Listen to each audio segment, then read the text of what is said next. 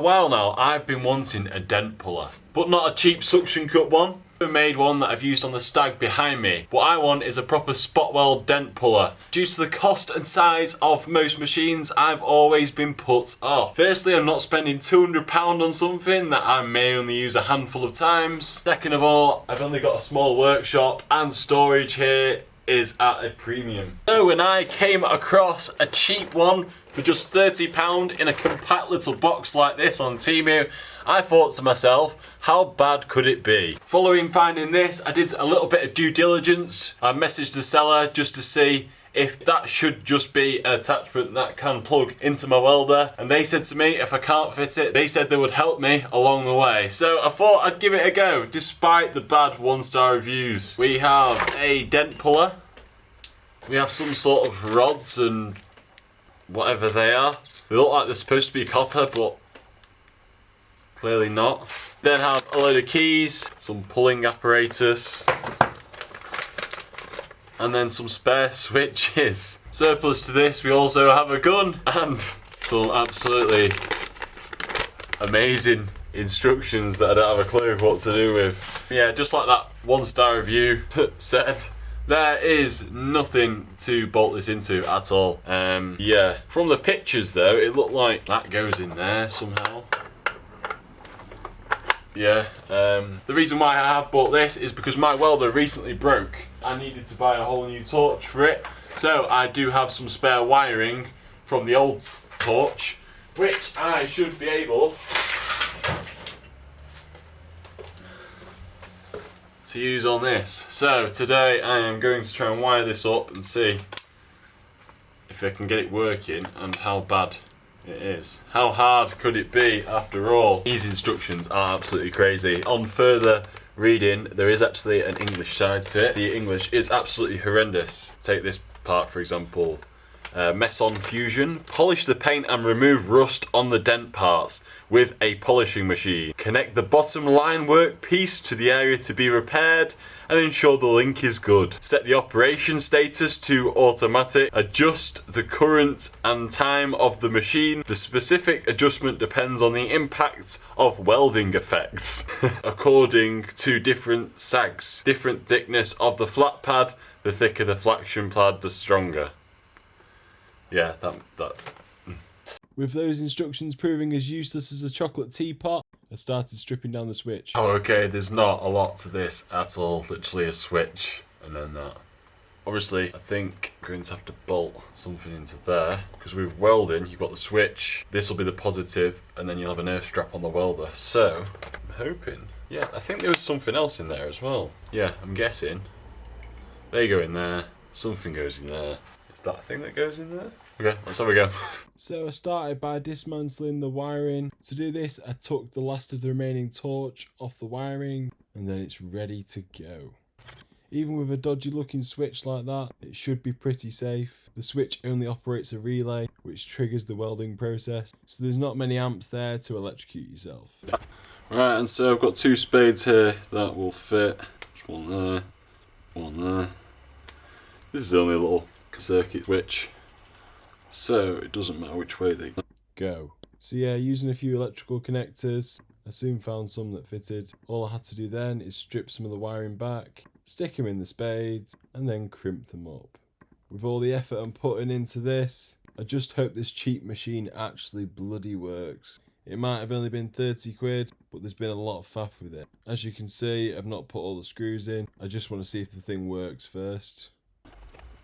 Here we go, I've not put all the bolts in yet because I am a dodgy. This can just plug into my welder. Obviously I'm going to have to turn the wire feed off and the gas off, but yeah, this should work, hopefully. Right, just to test this now, instead of messing around with my new welder, because then I've got to sort out the wire, I've got to pull the wire through, disconnect my gas bottle. I'm going to put this in the old welder. It was lucky because I nearly threw this out the other day, and then my dad said... My welder. Yeah, mine's the good one, yours is the crap one. My dad said, why are you throwing out that? It'll come in handy that, you can take that home and do some non-gas welding. So yeah, let's see what it's like. So this should now just screw into here. And then that should just pull any sort of dent out that we need. Right, So I do actually have a test piece on this. So not that I've ever used one of these before, because I'm not. So we've got this attachment. We then have these really good looking rings as well.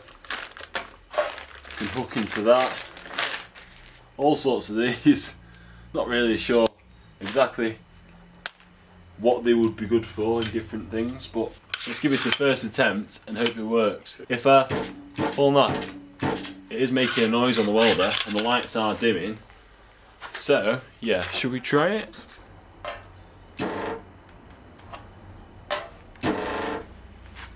Maybe we have to turn the power up. It's on max.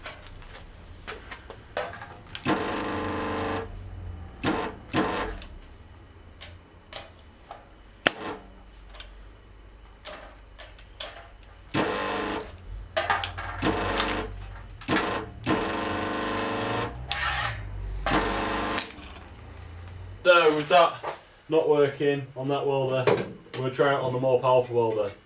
Obviously this new welder here is 180 amps, my old welder there was only a 90.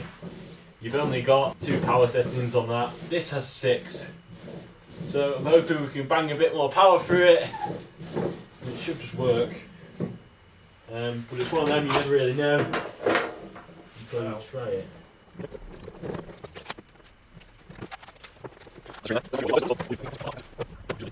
I'm going to use a welding mask. I think I caught a little bit in my eye then, and my eyes feel a bit funny. So, yeah, time to test again. Right, attempt number 4. Trying it on 2. That should be the same power as the old one though.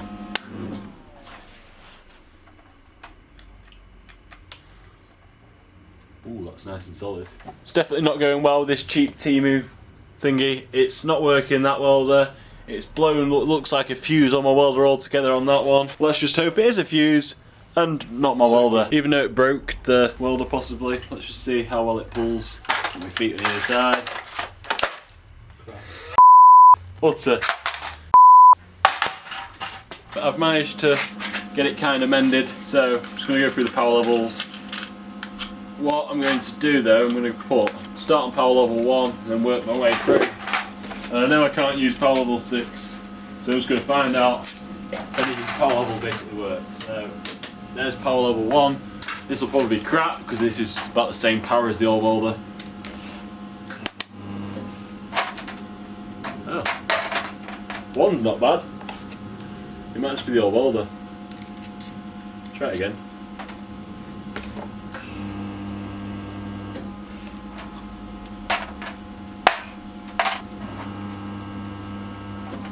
You can see it slowly like glowing, if that makes sense. Yeah.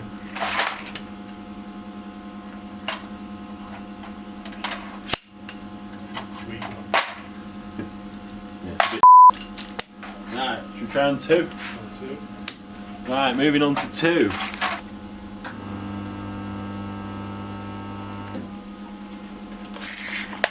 See, that's not bad. You can see the penetration around there.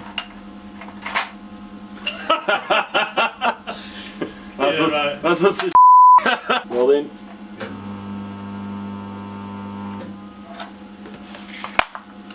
I mean, it definitely welds them on. Pull the skin off a rice pudding. That is not going to do anything though. I'm going on to 3.